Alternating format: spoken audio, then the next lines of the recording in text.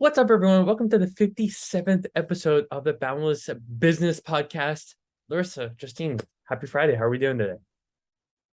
Thriving. We're cozy. We decided it's too cold to not have blankets. It is a little bit cold. I mean, Justine, you kind of have the coldest weather out of all of us, but we're still surviving. We're still surviving. Yeah, definitely. So what we're talking about today is specifically kind of going over more specific case studies, right? So a lot of this podcast is around very actionable things that you can take, but we really never talk about the outcome. So what I wanted to do today is kind of go through two specific outcomes, especially what we've been talking about the last couple of weeks, which is, much more like active marketing around specific around our landscaping and how we're growing that division. So what I'm going to do is I'm going to go ahead and share my screen. Guys, can you confirm that you can see this nice little case studies page? Yep. Awesome. So we're going to go over two case studies, two different markets, two different strategies, same with their problems, right? Very different problem sets with each one of them. So we'll jump in directly and we'll go through case study one. This is a landscaping business in Florida, more central Florida. The problem that they were having is they wanted to grow, but they were just not getting enough leads. The solution was, they kind of going back to the problem, they were getting leads from referral partners, right? They only focus on artificial grass, so people who didn't do artificial grass would refer them, but they were just not. It was never consistent, right? Some months it was a lot, some months it wasn't, but they just literally did not have enough for the crews that they had. So what we wanted to do is put together a custom branded campaign focused specifically on like their highest margin service, which in this case was artificial grass. Now let's go into like what we specifically did here, right? We wanted to focus on getting leads in that already knew about the company. This is very important and very different from Angie's, where when you submit your request through Angie's, it gets sent out to 5 to 6 different landscapers that all then call and then try to sell. What we did here specifically is we talked about the benefit of artificial grass, how it actually, what the process is of it, and then had a call to action with this very specific promo focused exclusively on branding this company and getting them into the pipeline. Now, what we're seeing here is the advertising. In this case, we use Facebook as the main mechanism, and we can kind of see the breakdown and how we're testing. Now, it does say test. Each one of these had different things, broad versus interest, different populations. But I wanted to give a kind of side-by-side comparison on like what we did. So going back to the problem is they didn't really have a niche. They didn't really know exactly who they wanted. Was it new homeowners, established homeowners, people looking to their retirement and don't want to mow their lawn. So we did a ton of different tests to figure out exactly where the value is. In this case, you could see that 16 and 12 were our biggest ones where we actually put the most money in over time because we wanted to get the most bang for our buck to this niche. Here's something cool we also did. Once they were in and they submitted their information, we actually helped our landscaper by working those leads for him. So we would actually give them text, voicemail drops to actually get the person interested and into a established conversation. Now, this one specifically, we were at about half, which was a little lower than I wanted it to have from leads to estimates. But within the first 15 or first 30 days, they were able to get a 3x on their ad spend, which means after paying us and in this case Facebook platform, they tripled their revenue and actually got I believe it was a 1x return on profit, which means even after materials, labor, everything like that, if for every dollar they put in, they got a dollar back in pure profit, which is amazing because the quick turnaround that we actually established. Because it's very easy to invest thousands and thousands of dollars into campaigns that just don't like produce any profit. So we wanted to go profit first, which is kind of going back to the solution. What their highest margin solution is, which in this case was artificial grass. I do want to point out one quick thing, and that's that this time period is over a month. So within a month, 51 leads generated. With what was the total ad spend, Nico? Ad spend was $890. Okay, yeah, I was like, I just don't want to add up all of that. But especially for these larger ticket items, that's a very great margin to get. Absolutely. You're looking at things between 3,000 all the way up to $20,000 projects. So they were ROI positive at the end of the very first 30 days.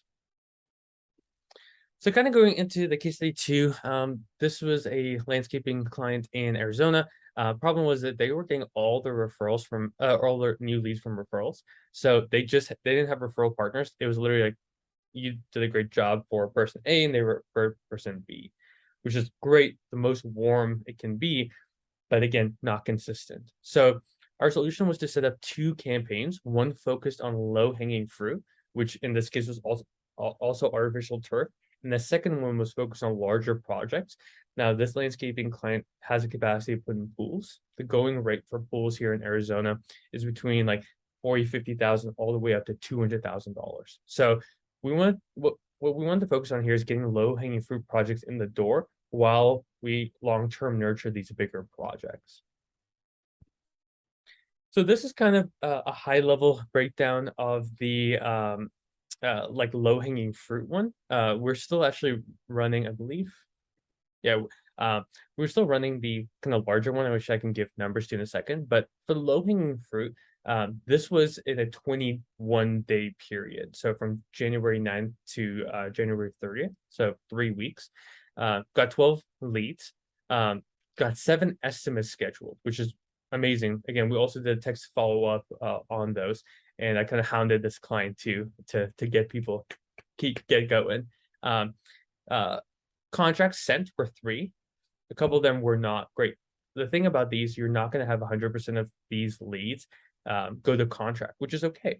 They might have unrealistic expectations. Like they might want something done for $5,000, which costs at least $20,000, which is misaligned, right? Again, you can see different tests that we're running here. In this case, the female 30 to 54 did really, really well. So that's where we spent most of our energy in. And so far within the 21-day period, they closed, bless you, a 30K project. Now, this is awesome because this is, even though like it was actually a couple of weeks after, $30,000 for the amount of ad spend that they had. They also had about $1,000 in between this campaign and the other campaign. This campaign was about $700. So basically, they spent $700 to acquire a $30,000 project, which is amazing. Usually, I want that to be 10%, and they're at like I don't know, 2.53%. Larissa, you're better at math than I am, so. Yeah, it's like, yeah, about a little bit less than 2.5%. Yeah. And then so far, on the pool side, we have like 5 leads generated that side. Actually, think I did the math somewhere. Five leads on the pool side, and then 2 estimates so far. But we just restarted that campaign, so. Right. But really, if we were to sum up both of these problems, right, revolved around the fact that these people did not have these landscapers did not have a consistent way of getting new business, nor the ability to work those leads to get them to estimate. Once they're on the ground and working with the potential client, they're awesome.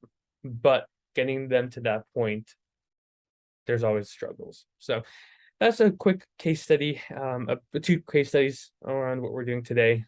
Justine, Larissa, I don't know if you guys have any questions with either one of those. Want me to expand on anything? I mean, I don't think that I have a ton of questions. I guess one thing that I think, people might care about is like, yes, of course, it's always going to come down to really like what's what's the spend here? And then also, what does the process look like once these leads are generated? So I know you mentioned that we do like text follow-ups and everything. To go into a little bit more depth on what that actually looks like is leads go in to our backend system. They'll automatically get texted. The client automatically gets notified like a couple times, via text, via call. We are consistently nudging and pushing our clients to actually call the leads that come in to be able to get more estimates booked. We do see that the more clients call, the more estimates they get booked, which is not super surprising. It's a little harder to ignore calls than it is text, and especially these leads who have opted in, we want to make sure we're really, really, pushing to get them scheduled as much as we can and pushing them towards an estimate. And it's one of those things where you just have to do it over and over and over and over and over and over again. How And many you have overs to do you want to add to really, that? you have to basically, my point is you have to be following up with them really consistently. And those are things that are provided for the client on the back end. And some of it, we can't call them per se for the client. Uh, like I can't call somebody as Nico. It just wouldn't really work out very well. But we can help them get everything scheduled and get everything booked on the back end to reduce any administrative friction they might be experiencing in the process. And that's one thing we've noticed with these clients as well is that they're amazing at installing turf and they know the industry in and out. However, especially if you're only getting your leads from referrals and then that's the only experience you have, to be honest, those leads don't require as much follow-up. So it is important that with these leads, we're making sure we really are, hounding them somewhat and getting them scheduled. And I mean, that's just a part of the sales process that it's a good problem to have that you have a lot of leads to follow up with. So that's kind of what sort of the back end looks like. And our clients have access to that via mobile app, or they can log in on desktop and they can access all their leads and manage all their conversations throughout there. Amazing. Justine, any questions or thoughts, comments? Is a month usually like the set amount of time to run one campaign? Like what's kind of the time frame look like to start seeing results? And yeah. Yeah, you start seeing results within like 48 hours. Now some depending on like how big your sample size is, like if you're like in a city like Phoenix, yes, campaigns can run for months on that specific population. But sometimes every couple like we can have 2 weeks, you got to change it to be able to like come up with something new because there's a thing called like fatigue, ad fatigue specifically. So they see your brand too much and the same offer, then it loses its special spark. Those So are all, yeah, that's the only question I had. Yeah, I do want to note that, the performance you'll see from ads is going to be highly dependent on the product that you're selling through them. The reason we set everything up the way we do is to get that, those quick wins and those quick results for clients. But I will say we know a lot of ad agencies have, for example, like 3-month minimums in their contracts. It's because that's typically when you start to see a return on your investment for the average product. Now, granted, we're focusing on a product, landscaping. It just has a little bit of a quicker turnaround. But if you're doing ads in other areas, keep in mind that you might not see results in the first 24 hours. You might not see everything really finishing the way you want it to within a month, and you might not be getting an ROI in a month. Just keep in mind that's something to expect. Now, getting that ROI is really important, and that's one of the reasons why it's helpful to work with an ad agency or people who kind of know not only the platforms that you're working with well, but how to structure these ads and know when those ads get fatigued, what to put in instead, and have plans in place to not only deal with leads on the front end like that, but then again on the back end. So I guess I would make sure to say that. And then also results do depend on depending on the services your ad agency is providing with you. You're not going to close any clients that you don't follow up with.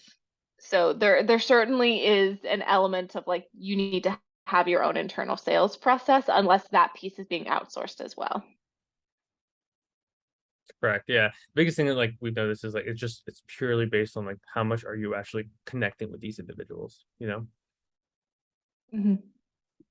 So phenomenal. Well, yeah, I just like I said, I wanted to kind of go through this today. Because I thought it was good to see like we always talk about like the kind of logistics behind it, or the strategies behind it, but never really get into the logistics, and that's partly because some the strategies and whatnot are important to know, but actually putting it and seeing the outcomes, that's something that we haven't really talked that much about. So that would be fun. So, team, any last closing comments or anything before we head out for the day?